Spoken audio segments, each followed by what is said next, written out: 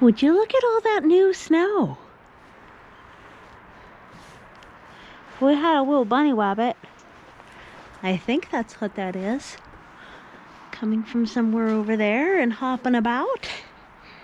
The toe prints were a lot more fresh this morning, but as you can see, I haven't been outside yet today because it's a work day and now it's evening, so it's time to see what's going on out here. It's really quite beautiful. I think we may have gotten another 5 inches, which is phenomenal. It's also not supposed to melt, which is so exciting. It's supposed to stay all week till the weekend. Usually we get snow and 3 days later it's gone. I'm breaking the new snow. I'm breaking the new snow. Look at my car. It's all kerflomped. And it was clear yesterday. Kerflomped is a word, okay? Okay? Oh, poor mildewed. I got a shovel. That's the one thing I definitely should have done this morning. And I do shovel the road, even the road, because I don't want the poor guy having to go through the snow like that. Even though it's a municipal road, it's not much more shoveling for me. It's one of those snows that got stuck in the trees too. Isn't it pretty? You remember we were down here just a couple days ago and there weren't, snow is still on the cliff at all, right? Well, that's changed a lot. There's the highway down there. I also love the color that the river often is during the winter. A couple days ago it was like a green algae color. We get a bit of green life in this river. This river's a little bit more prone to algae because it catches more sun. It's not a bad thing. It's a sign of life, you know. And the other river, they seasonally switch. So in wintertime, this river's usually, and in the cold season, this river's usually more green. And the Monongahela is usually more brown. And then during the warm season, that switches. The brown is the mud. The mud gets churned up more by when the creeks are running faster on this one. And more by there's no lock and dam system on the other one. For winter, the deeper water's churning more. And it's really cool. If you ever get to look up a picture of Pittsburgh at the point, sometimes if they catch it on the right day, there will be a photo where like there's just a green-brown line right down the middle heading into the Ohio. It's very, very neat. I like that part. So our rivers all take turns doing stuff. So let's go down the tire stairs that are in here somewhere. Oh, this is great snow. Look how deep it is. It's so pretty and it's so deep. Let's go down and just kind of be immersed. Do you see how carefully I'm stepping? Because the stairs are under snow. And then that tire's still there because I'm a doofus.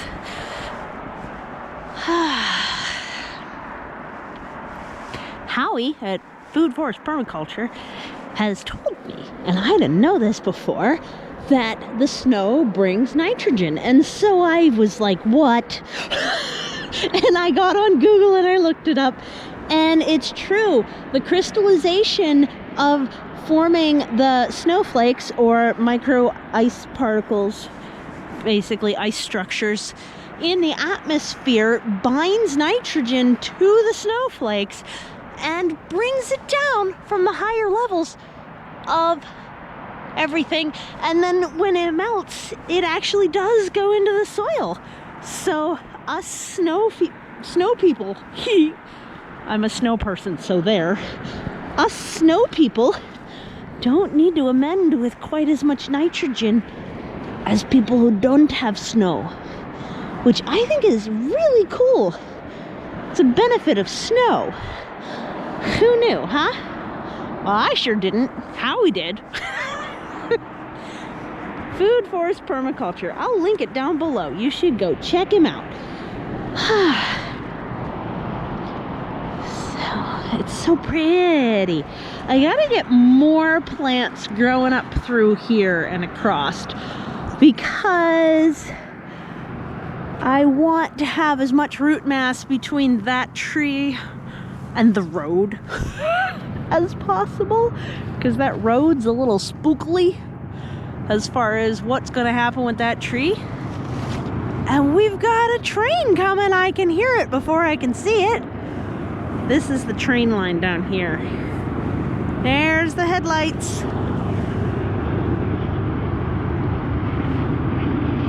Can you see it? I can see it, but I don't know if you'll be able to. Yeah, there we go.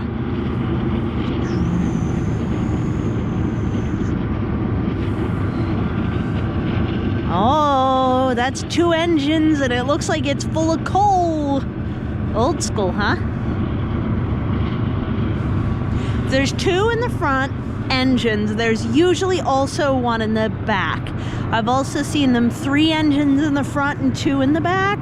Depends on the weight and length of the train. And so this is likely going to be kind of a long one.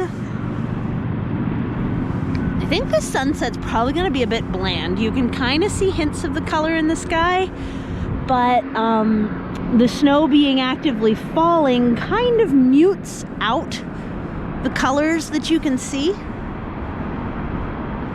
Yeah, that's going to be a long one, I think.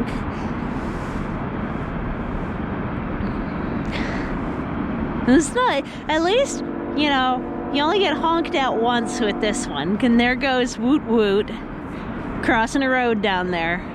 But there's one other train that goes by near here that has to cross a road every block. And that one doesn't go nearly as often because that's a pain for them. They have to slow down to like neighborhood speed. And they just never stop honking. It takes them like 20 minutes of just toot, toot, toot. 5-second pause. Toot, toot, toot. 5-second pause. Like, it's so funny. I can always tell when that's the neighborhood the train's going through, because in this one it honks here and then it goes like another 5 miles before it has to honk again, because there's no roads go all the way to the river.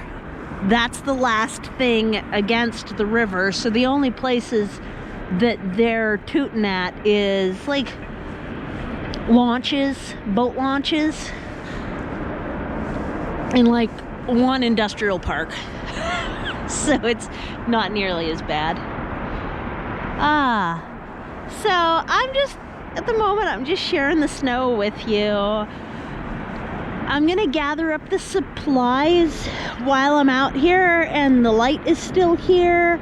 I'm gonna gather up the supplies to try another electric-free cold stratification option for people who have basements like I do.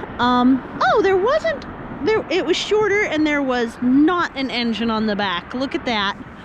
Just 2 engines on the front. If it was much, much longer than that, there would definitely be another engine on the back. Yeah, so I'm gonna gather up the supplies to do some cold stratification of seeds for moments like this when the ground is a little bit less accessible and maybe you don't want to use up space in your food refrigerator because it's kind of a precious resource, you know, as far as food storage. So filling up a fridge with a whole bunch of seeds, I never thought that was particularly all that efficient for a couple of reasons. It dries it out too. So I think that's what we'll do next. I'm going to gather up the supplies and we'll give that a try with the other seeds that I got after the ground was hard, solid, frozen, but that also needs cold stratification. So I will talk to you real soon in the next one.